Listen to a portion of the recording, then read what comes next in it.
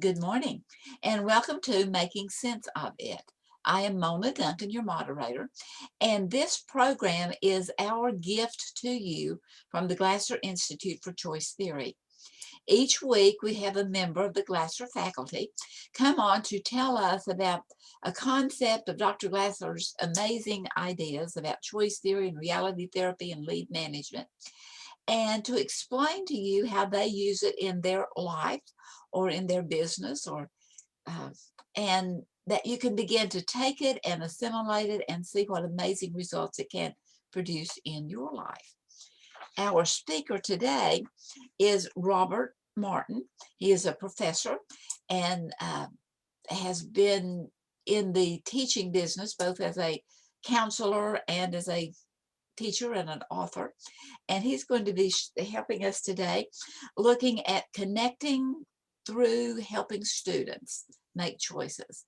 And Robert, you there? Yes, I'm here. Can anybody see me? They can see you. Yes. Okay, good. Excellent.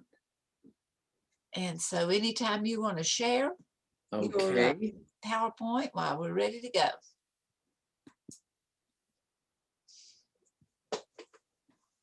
Okay.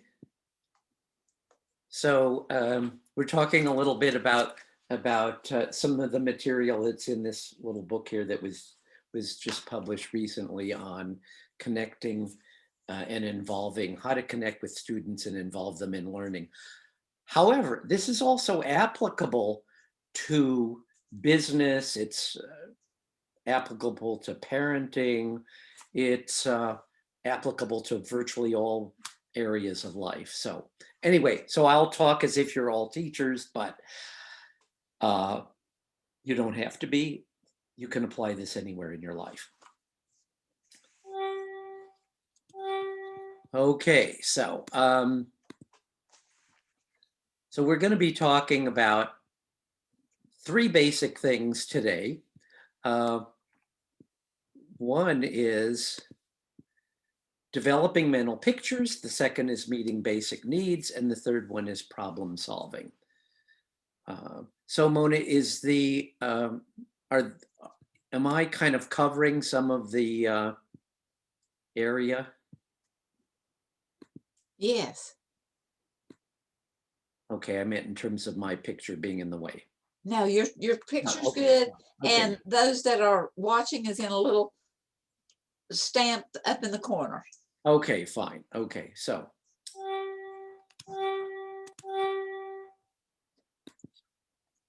the first thing is mental pictures. This is a big concept that I really like from Glasser, and I like it because it's a really easy way to communicate with people about what their thoughts and concepts and ideas are.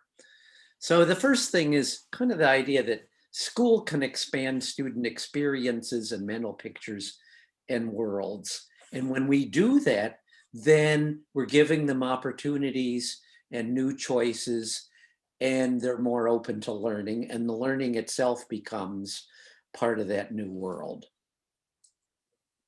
So the first thing is to realize is that learning is a dance between the teacher and the students.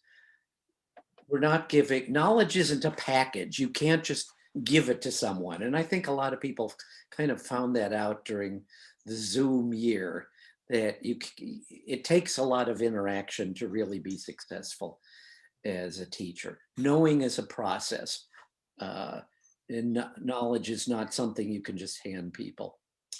So once you think of it as a dance, that really helps. So part of the idea of mental pictures is enlarging students' worlds by encouraging them to have new experiences so that they will make better choices. They'll have more options. So one of the things I've always liked to do is to give assignments to do something new, to try something new. Could be something very simple, non-threatening, try a new food, talk to a new person. Whatever it happens to be, maybe something having to do with content, and then to find out what happened and having people share.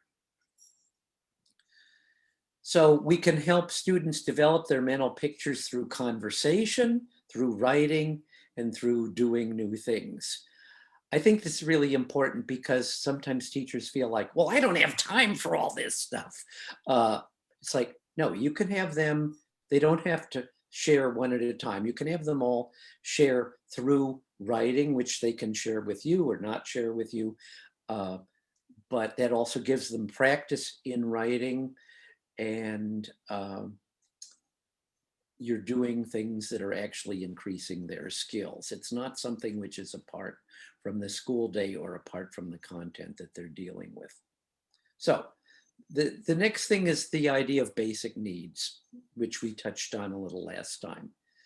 I'm not going to talk about survival needs, but those are certainly some things that some students have trouble with. I mean, I've worked with students who had to sleep on the floor, who didn't have enough food, things of that sort. But I'm not going to talk about that this morning. I'm going to talk about fun, belonging, power, and freedom. Those are not that's not the order that Glasser typically has presented them, but I'm going to do it this way because I'm starting my timer here, because I always like to start with kids with fun. You can, or adults. In my private practice, I would always like to do, whether I was dealing with adults or kids, I would always start with this like, okay, well, did you know we all have a need for fun? And this is so fascinating because adults would say, they would look at me kind of puzzled. It's like, oh, really? Or, well, I guess that's right. But kids would always say, oh, yeah, they get it. And I would say, well, what do you like to do for fun? And people would always talk to me, and it would open them up. I wasn't talking to them about problems, regardless of what problems they were coming to me. And you never see kids who weren't having problems as a school psychologist, as a school counselor. Their kids were always assigned to you. It's like, hey, this kid is having problems, fix him. It's like, well, lots of luck with that. And then belonging. Where do you feel belonging? Where do you feel powerful? Where do you feel freedom?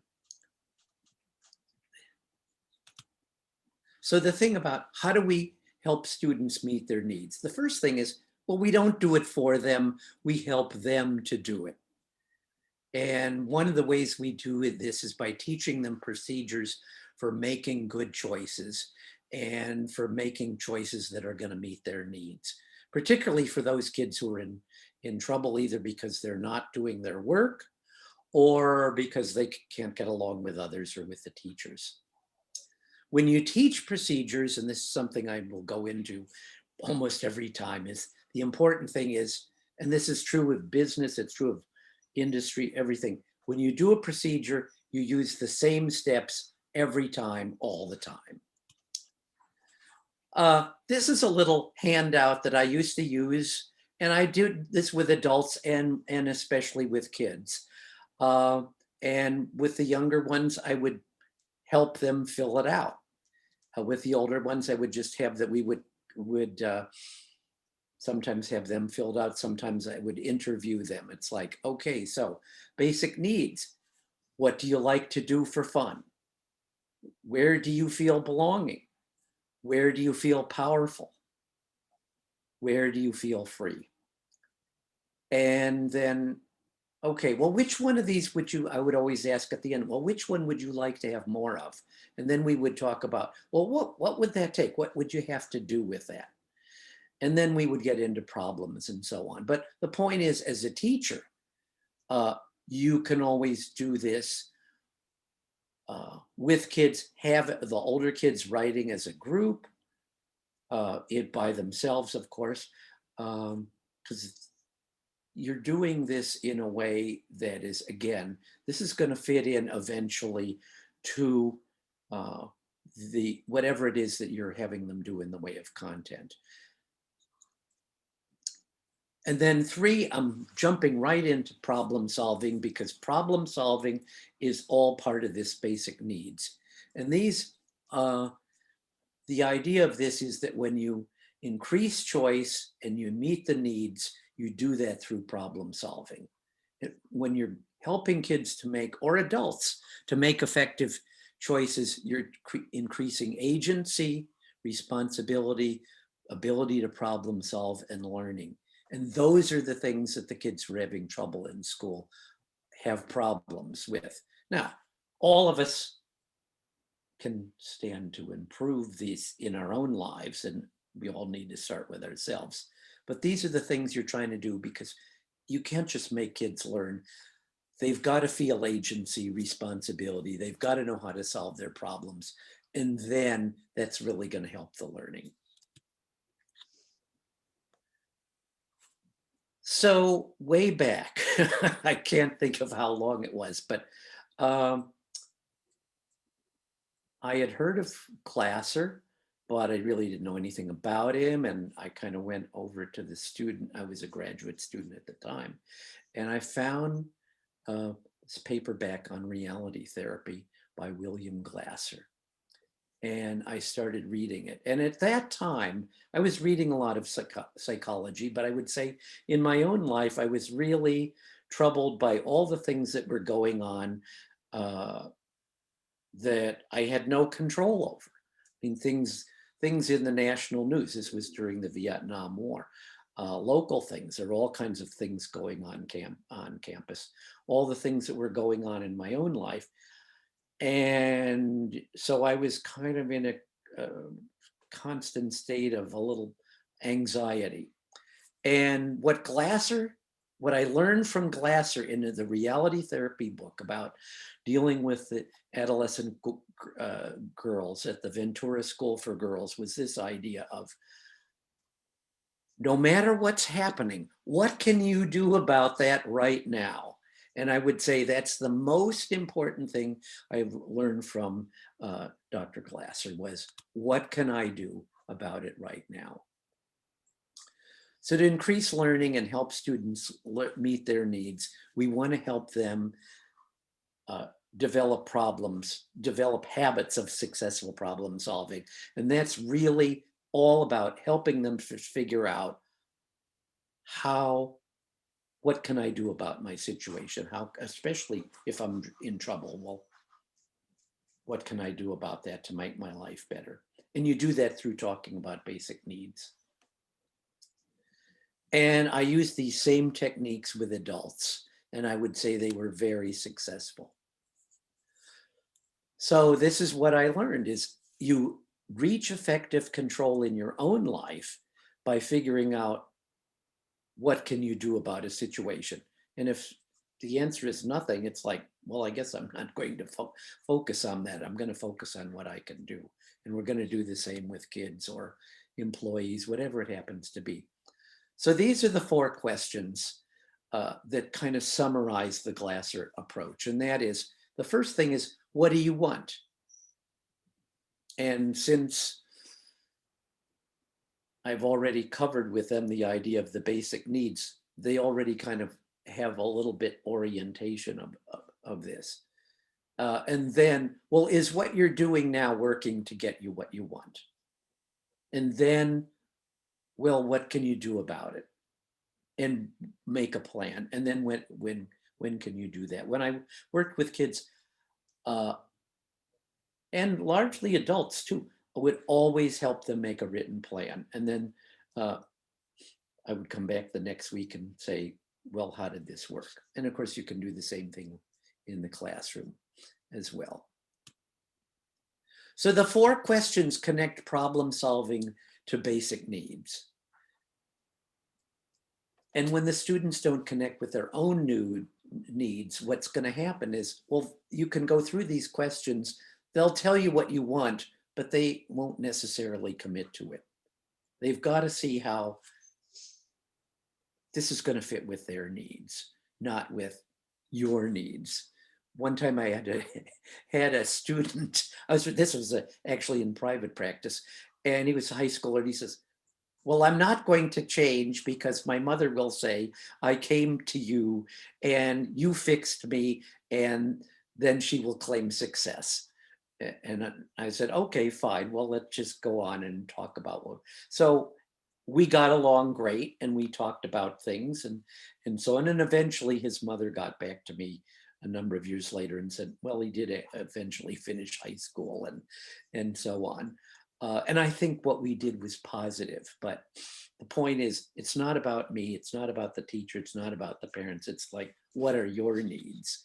How can this help you? To use this, you want to start by using it with yourself, and you want to make it a habit. The whole thing was, I used this with myself. I used this with my own kids, and my daughter still remembers this, and she's now like 50. And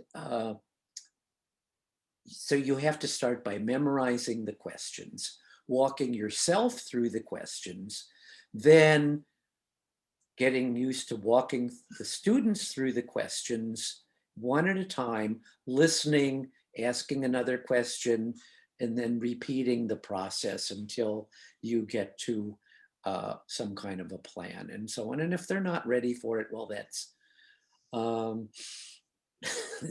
you just keep going, and you can just say, okay, well, think about it and let's meet later on and we'll talk about it.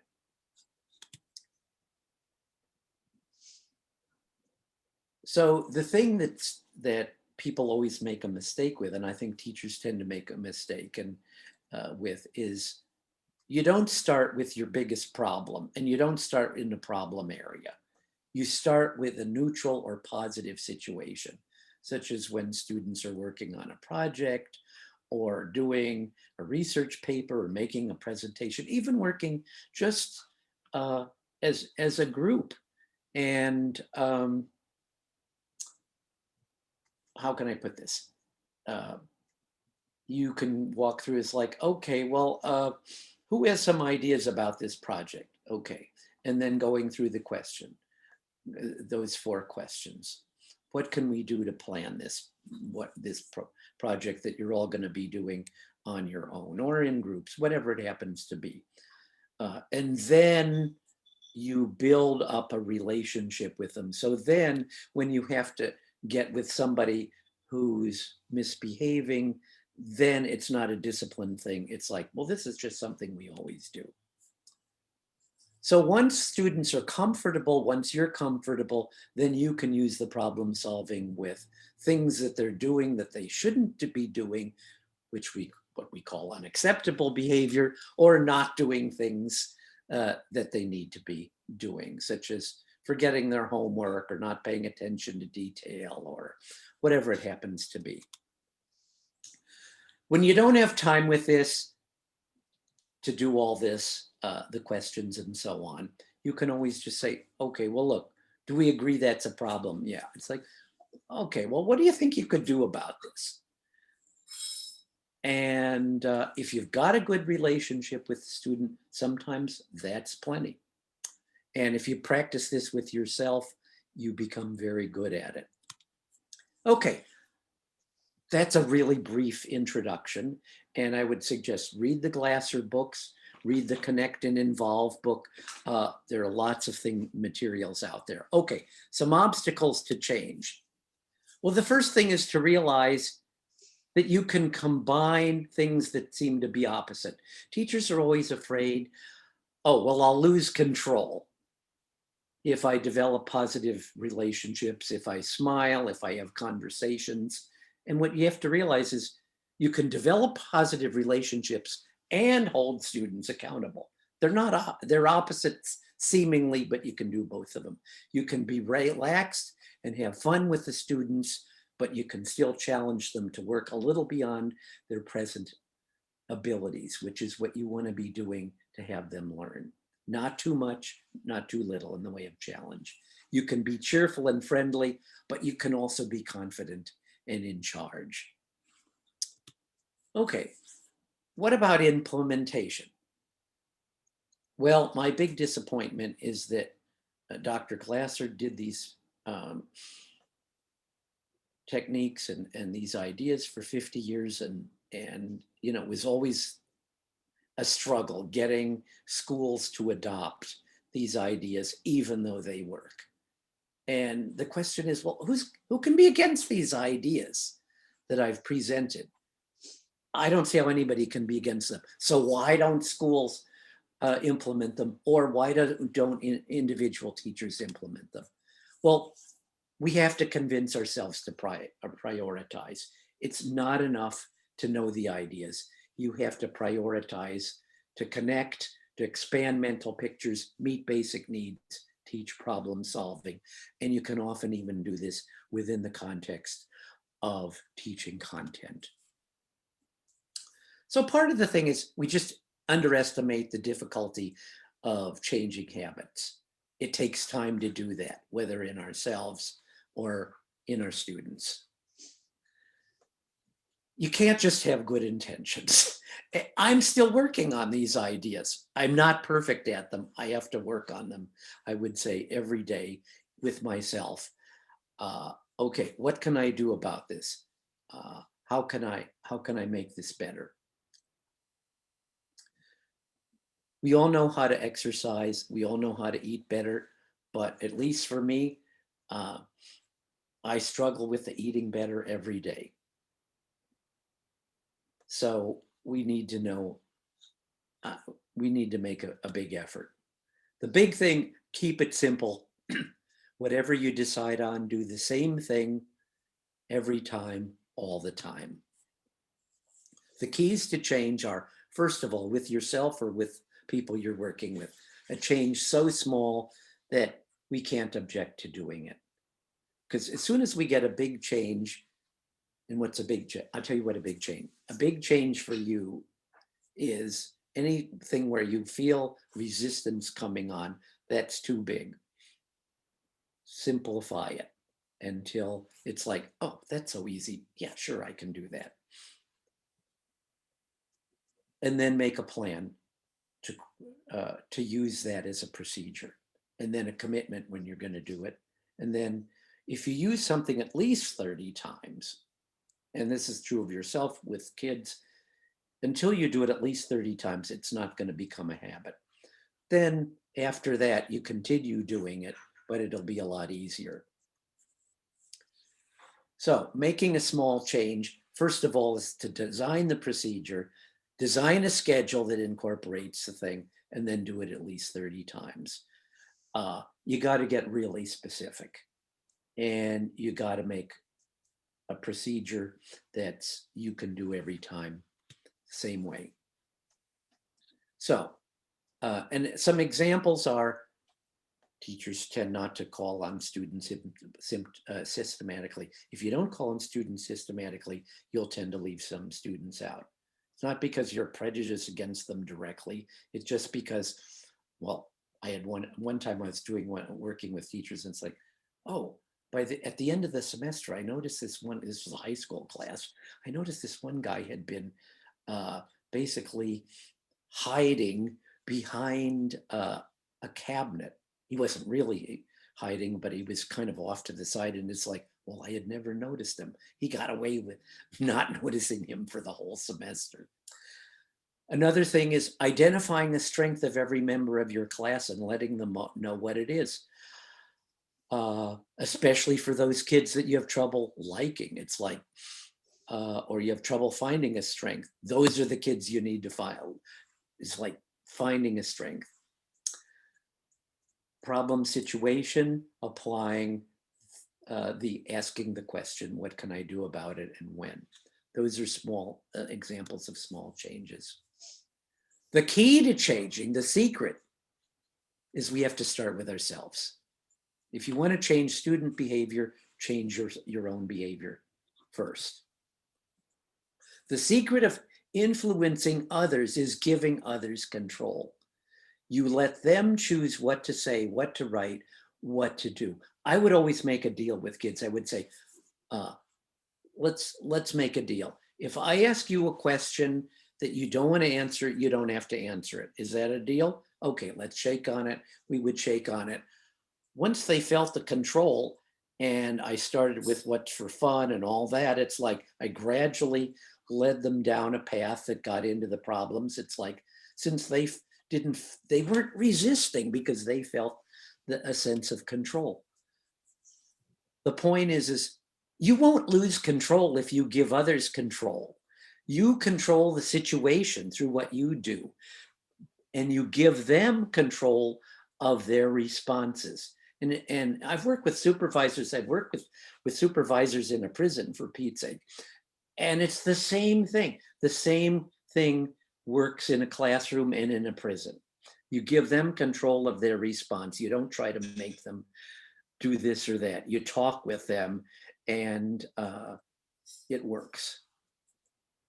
Okay, so this is from the chapter 3, and as I've said before, you can look this up, and if you just write to me at seethismusic@icloud.com, I'll send you a free copy of the preface and chapter 1. They've made this available to me and to do, which is a little unusual. Ordinarily, it's like, oh no, this is copyrighted. You can't give this away, but they're allowing me to give this away. So let me know if you're interested. Okay. Okay, Robert, thank you, thank you, thank you. Very good. I appreciate that very much. Whenever you were talking about problem solving, you had like 3 or 4 things, but one of them was agency. Can you explain Right. more about that? Well, agency means that you feel you are in effective. That's my timer for 20 minutes, which actually it's a little more than that, but because I started it late. But so one of the Glasser terminologies that I like is the idea of effective control. Agency is, regardless of how old you are, whether you're 3 or 53, you feel like you're in effective control of your actions, and you are a doer. You are able to act in a situation. And unless kids feel, and the teachers also feel like they are in effective control, then they're not going to make the effort to learn. Learning is an effort. Okay, and I noticed that you use those 4 questions Yeah, several times in different ways. And right. yet you were going from the individual asking it themselves and coming up with it to a group process. Sure, because you can use this to solve classroom problems as well. And by the way, I mean, there are all kinds of videos of going through this process that Dr. Glasser did. And you see him going through these steps. And I would say these are available. I'm certain some of these are available on the website. And then in looking at the obstacles to change, for you personally, which one do you find to be the easiest? The easiest obstacle? The easiest, yeah, the easiest obstacle for you to overcome. To overcome. I would say by working with others and working with myself, sitting down and saying, well, what can I do about this? And then making a plan. I would say, and then figuring out, it's like, you know what, there's nothing I can do about this. So I'm not going to focus on this. I'm going to be concerned about it, but yeah. And in some cases, I might just send somebody a note or whatever it is, like my congressman or whatever, who I know isn't going to agree, but I'll say, please consider this. It probably won't do any good, but that's probably the least I can do and the most I can do. So, yeah. Right. And it starts out with what you can, what's the possibility, and then what you will do, and then when. Well, what we have to Kind of start is narrow those down. the needs. What do I want? What do I want?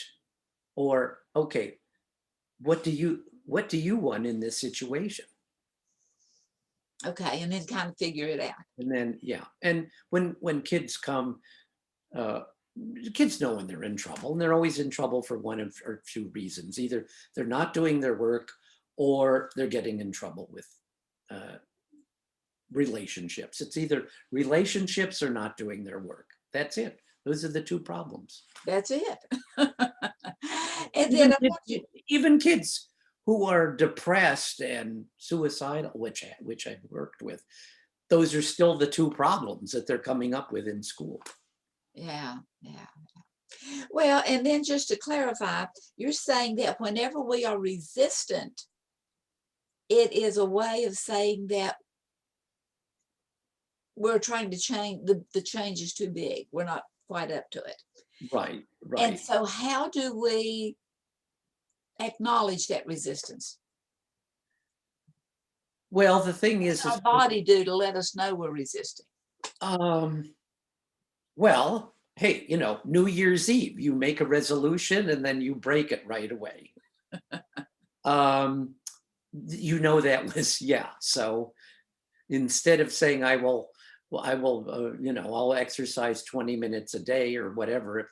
If that works for you, fine. If it doesn't, say, okay, well, I'll walk to the edge of the driveway the first week and back.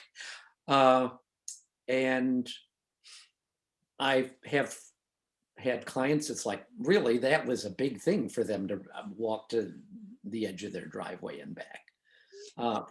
So it's like, what isn't going to evoke resistance in you, or if you're working with somebody else with kids, what isn't going to evolve, what isn't going to, what's simple enough? It's like, hey, I did this with my son was getting highly anxious. On Friday, he was already, when he was small, already beginning to uh, worry about Monday.